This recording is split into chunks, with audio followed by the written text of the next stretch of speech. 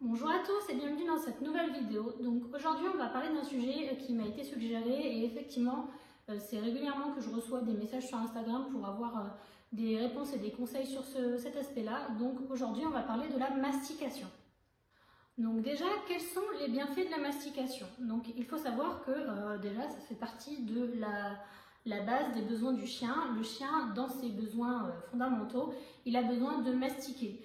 Donc déjà, le fait de lui proposer ça, c'est répondre à ses besoins, ce qui est quand même très important. Ensuite, forcément, le fait de mastiquer, ça provoque l'entretien des dents et donc ça permet de limiter la formation de tartre.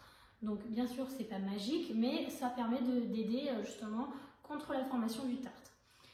Donc ensuite, la mastication, c'est également une façon de dépenser son chien. Ça lui permet de se dépenser d'une autre façon que l'activité physique. Il faut savoir que l'activité masticatoire est tout autant fatigante qu'une activité physique, donc voire plus fatigante même.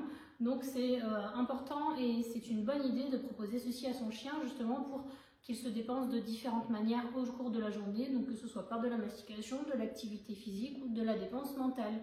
Et donc le fait de mastiquer, ça permet également au chien de se détendre, d'éviter de reporter de la destruction sur des objets, choses qu'on sait ça ne fait jamais plaisir. Et donc en lui proposant ces activités de mastication, ça permet de lui apporter le moment vraiment propice pour cette activité-là.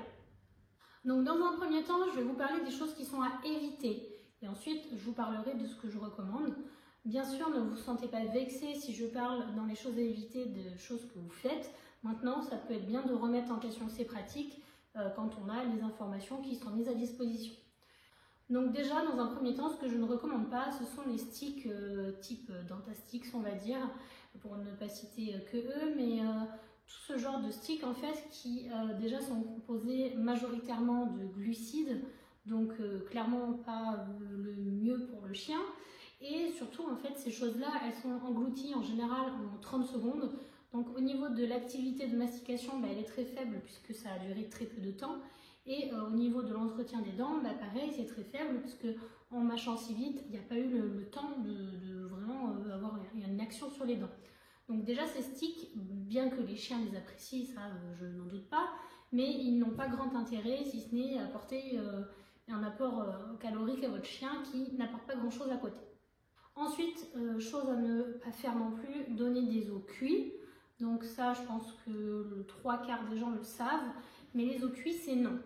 Mais c'est également non pour ce qui est les os à moelle ou les os type os de gigot. Parce que c'est vrai que souvent on se dit oui, mais au moins ceux-là, ils vont pas pouvoir se casser un petit débris et perforer les intestins du chien, par exemple, comme pourrait l'être le cas des petits os cuits.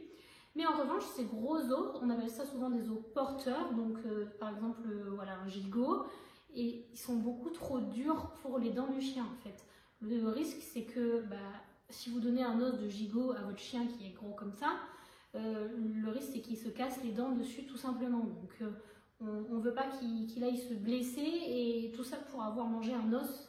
Donc ça, on évite absolument ce genre d'os. Donc que ce soit ceux qu'on a à la maison ou un peu des similaires qu'on trouve dans le commerce. Donc je vous mettrai des photos parce que bien sûr les choses que je ne recommande pas, je ne les possède pas. Et ensuite les os à moelle aussi, je pense que certains d'entre vous l'ont peut-être vu passer, mais il peut y avoir des risques en fait que le chien coince sa mâchoire dans l'os et qu'après il faille intervenir pour découper l'os. Donc voilà, encore une fois, une mauvaise idée. Et enfin, parmi les choses qui sont peu recommandables et qu'on trouve malheureusement encore en grande quantité en animalerie, ce sont les os de peau pressée. Donc souvent c'est vendu sous un aspect naturel, 100% peau de buffle, voilà. Mais en fait, concrètement, la compo c'est la cata. Donc dedans, on va retrouver déjà des arômes, parfois des colorants. Et dedans, on retrouve des produits chimiques et de la colle notamment, puisque ce sont des produits qui sont utilisés au cours de la fabrication. Et clairement, je n'ai pas besoin de vous faire un dessin pour que vous compreniez que ce n'est pas bon pour le chien. Donc du coup, concrètement, en mastication, qu'est-ce qu'on peut donner à son chien? Donc on a ce qu'on appelle un peu la mastication gourmande. Donc en gros, ça va être des morceaux de viande qui sont séchés, et juste de la viande, uniquement de la viande. Et donc, dans ces friandises, on va trouver tout ce qui est des morceaux de viande séchés. Donc, ça peut être de la panse, des poumons, du cœur, des coups, des pattes, des oreilles. Enfin voilà, vous avez compris. Et ça peut être de toutes sortes d'animaux. Maintenant, en fonction de votre chien, donc que ce soit de ses goûts et ses intolérances. Adapté également en fonction de sa capacité à mâcher. Il y a des friandises qui sont plus simples que d'autres. Et également à son âge, puisque par exemple un chien plus âgé aura une dentition un peu plus fragile, donc on évitera de donner des choses trop dures et trop compliquées à mâcher. Au niveau des endroits où vous pouvez vous fournir, maintenant on en trouve un petit peu partout. Moi j'achète sur Positive Pet qui propose pas mal de produits. J'avais commandé chez Kimopet aussi qui est très complet, qui fait des sélections pour les chiots. Donc ça peut peut-être vous aider, il y a des catégories en fait, donc ça peut vous aider justement si vous êtes un peu novice dans ce domaine-là. Et après vous en trouvez aussi également en animalerie classique, donc que ce soit chez JMT, Maxiso, Truffaut, voilà, vous pouvez en trouver facilement dans les rayons. Faites juste attention à faire la part des choses par rapport aux choses que je vous ai dit précédemment qui ne sont pas recommandées. Et donc moi, toutes ces friandises, je les réunis dans une boîte comme ceci, qui est plutôt plate et large. Et donc c'est une boîte toute simple que j'ai achetée chez Action. Et dedans, je mets un petit peu toutes les friandises qu'ils aiment.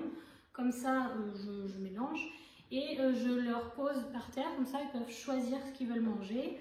Parfois ils prennent une friandise, ils la reposent et puis tout compte fait, ils changent d'avis, ils viennent en prendre une autre. Donc c'est une façon aussi de leur laisser le choix. Donc c'est vrai que j'aime beaucoup cette solution de la boîte. Concernant la fréquence, je vous ai dit que ça faisait partie des besoins du chien, donc en soi vous pouvez en donner une fois par jour à votre chien, il n'y a pas de problème. Maintenant, bien évidemment, encore une fois et comme toujours je vous le rappelle, du bon sens, on donne des quantités qui ne sont pas gargantuesques par rapport à la taille de votre chien et on adapte en fonction. Donc avec ça, il n'y a pas de souci, on peut donner une fois par jour à son chien dans le cadre d'une activité physique régulière et d'une alimentation maîtrisée. Et en autre type de mastication, on a la mastication plus longue durée. Donc ça va être plus pour les chiens qui ont des forts besoins en mastication. C'est vrai que par exemple, j'en donne à Opal notamment. Elle adore tout ce qui est sabot de veau. Elle adore venir le mâchouiller le soir dans le panier. Donc ça, c'est quelque chose que je lui laisse à disposition tout le temps. Par contre, ces sabots, on fait attention. Quand ils commencent à être bien rongés et qu'il ne reste plus que la fin, on le jette. Je reviendrai dessus après, mais il faut toujours être vigilant avec tout ce qui est mastication. Ensuite, on va avoir tout ce qui est bois de serre, par exemple, qui peut être coupé ou non pour rendre ça plus facile. On va avoir du bois d'olivier, par exemple. Je sais que moi, j'en avais acheté un, Opal n'en avait rien à faire, donc voilà, on s'adapte. Et il y a également tout ce qui est barre de fromage de yak. Donc ça, j'ai jamais testé. Apparemment, les chiens en général aiment bien et ça dure assez longtemps. Donc voilà, c'est des choses qui peuvent être données à votre chien sans souci. Et enfin, quelque chose que je rappelle très régulièrement, et c'est important de le rappeler encore une fois pour que ça rentre bien en tête, la mastication c'est toujours sous surveillance. Même pour un chien qui a l'habitude, même pour un chien qui a une grosse mâchoire, c'est toujours sous surveillance. Il suffit qu'il gobe la fin de sa friandise, qu'il ne s'en sorte pas à mastiquer correctement, pour qu'il y ait un risque d'étouffement. Donc c'est toujours sous surveillance pour que ce soit maîtrisé. Et si vous avez un doute, vous enlevez la friandise à votre chien avant la fin de la mastication s'il ne s'en sort pas correctement. Par exemple, Mambo, ici, mastique très mal. Il mâchouille vraiment, mais il ne mastique pas. C'est vraiment mâchouillé. Et donc à la fin, ça finit par être un truc tout blanc, tout mou, qui peut causer des risques d'étranglement, puisque ça va être quelque chose de beaucoup plus long et mou. Donc quand c'est comme ça, je lui enlève. Comment on fait pour enlever quelque chose quand son chien est en train de le mastiquer? On ne va pas se fâcher et lui arracher la tête, c'est pas la solution. Moi, quand je veux le récupérer, je propose une autre friandise, donc une friandise lambda. Je propose une autre friandise, souvent il lâche et du coup je peux récupérer celle qu'il est en train de mastiquer. Ou alors s'il a du mal à la lâcher, j'ouvre sa gueule doucement et j'attrape la friandise. Et donc c'est pour ça que je vous rappelle que c'est très important de le faire sous surveillance, parce que vous voyez par exemple Opal qui est très bonne mastiqueuse, qui a l'habitude. L'autre jour j'ai vu qu'elle avait du mal et qu'elle commençait à essayer de cracher, et bien je suis allée repêcher le truc au fond de sa bouche. Donc c'est sous surveillance. Pour autant, ne prenez pas peur, c'est quand même important d'en proposer à son chien, et en choisissant des choses adaptées, en restant vigilant à la façon dont votre chien est en train de consommer la friandise, il n'y a pas de souci. Il faut juste être réactif si besoin pour intervenir avant qu'il y ait un problème justement. Donc voilà pour cette vidéo, j'espère qu'elle vous aura plu. J'espère que ça aura pu en aider certains d'entre vous qui sont peut-être un peu novices ou qui ont besoin de renseignements sur ce sujet. Si vous avez des questions, n'hésitez pas à les poser en commentaire et à nous rejoindre sur Instagram. C'est là-bas qu'on est actif tous les jours, qu'on poste en story, en post et également où vous pouvez échanger plus facilement via des messages. Donc rendez-vous là-bas si vous avez par exemple d'autres questions qui pourraient porter sur le sujet. En attendant la prochaine vidéo, je vous souhaite une bonne journée. À bientôt, bisous.